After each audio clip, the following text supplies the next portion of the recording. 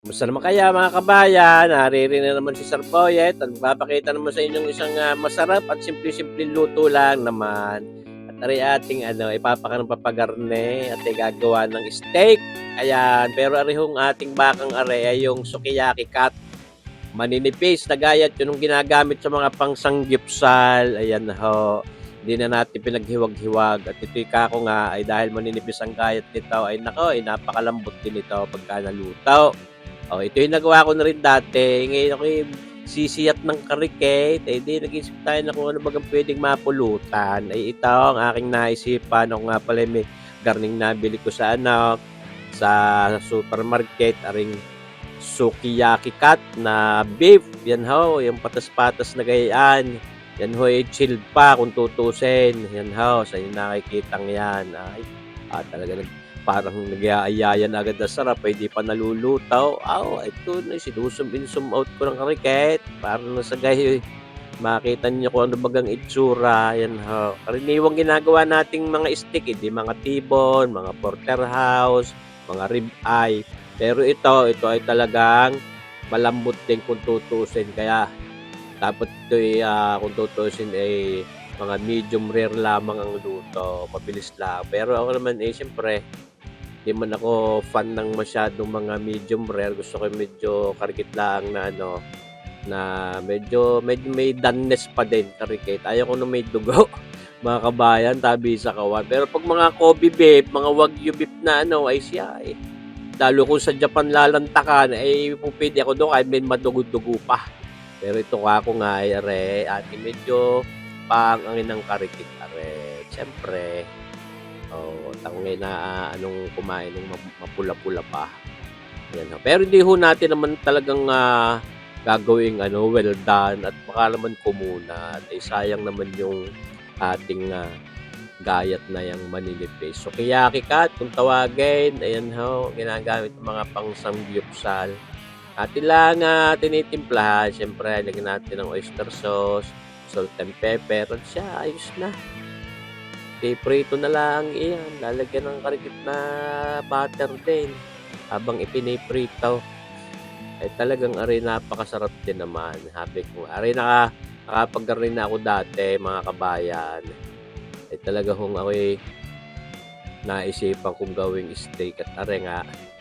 Kaya di tayo magpapakana ng papagarnit ng tayo may mapulutan habang nanonood ng TV at magpapaantok. Ayan, ito ating ginagamit pang asindihan ay ayan, Himalayan pink salt pa. Pwede naman, siyempre. Pero kung wala baga, pwede yung rock salt na lang na normal. Pwede yun mga kabayan. Dito nga, siyempre, may ibababadlaan natin yung mga 30 minutes pwede na. Ngayon, after 30 minutes, lulutuin na natin. Sa inyo nakikita. Diyan natin lulutuin sa non-stick pan na yan para mas maganda din dito dumikit. Lagyan din natin ng mantika. At pagkagayan pag butter agad ang ginamit natin, masusunog. Lagay din tayo ng bawang, hindi na natin tinanggal yung balat. At masarap din naman yung balat na yun, yung amoy noon lalo. Yan ho. Para at least may garlic flavor ang ating sukiyaki steak. Ayun, beef sukiyaki steak ni Sir Boyet.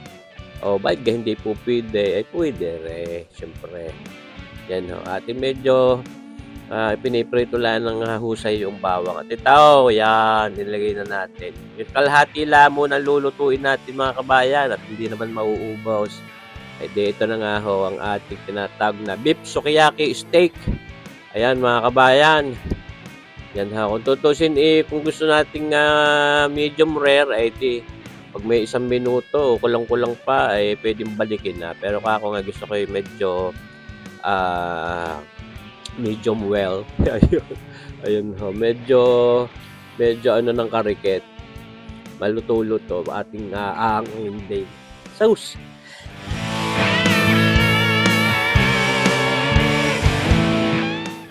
Yan ho. Ating pinalik lang yung bawang.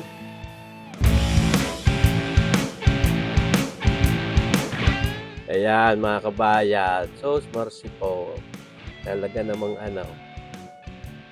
Ayos na ayos aray, sino nga ayaw din ay, aba, kagarigay yung mapupulutan ay bigi aayawan mo. Siyempre naman. Sus! Talagang nag-aanyaya na agad ang sarap, mga kabayan. Sabi sa kawan. Yan, nilagyan natin ng butter, siyempre, para may linamnam. Tapos hindi naman na tayo naglagay ng bitchin diyan. Ay, mga kabayan, kita nyo baga, talaga namang napakasarap din naman nga niyan. Ayan ngayon, kako nga, yan yung inagawa ko na dati. Oh, ay siyempre, pwedeng gawin uli. Tama.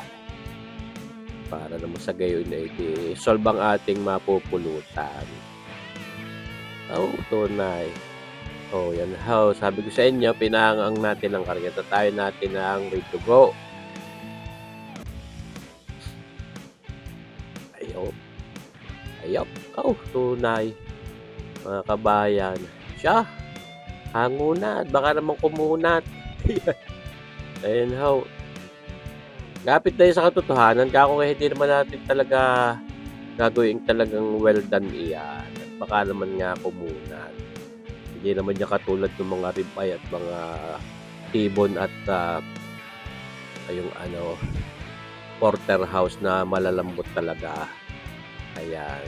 Pero ito, may lambot yan dahil maninipis ang gayat niyan. Yan ha. Tunay na ating tinuyo na rin ang karikate. Oh, yan ho, at siya. Nakahaplas na din yan sa hapag ng barik. Ayan ho, karigitla naman. Meron din tayong kasagpidong sashimi, tuna sashimi. Yun, masarap din yung sawang Japanese mayo. Ito, steak sauce na itong A1. Yun, yung sashimi, sauce marsi po. Di ba gaho? Problemahin bagang pulutan. Ay, ayos yan, mga kabayan. Tunay namang kako nga ay sulong, ayaw. O, aba. O, tapos ito, may ganito kang steak sauce na A1. Para lalong feel na feel mo na mong pagiging steak niyan. Sige, ayos na ho. Diba ka? Sabi ka kayo makakaisip ng magkayan, ay pwede naman. Ayan, gawin nyo lang din ginawa natin. Simple-simple. Lagyan natin ng oyster sauce, salt and pepper, pinirito, nilagyan ng karikit na butter. Eh di, iyan. Yan to. Ito sabi ko sa inyo. Medyo well done ng karikit. Ayan, no? Pero malambot pa din yung ating beef sukiyaki steak ni Sir Boyet. Sana na ibigan nyo rin ating video ng aret. Simple-simple lang na maulay na tuwang ipakita. At nagkakameron din kayo ng idea. Ba, pwede palang gawin yun. Ay po, pwede. Oh.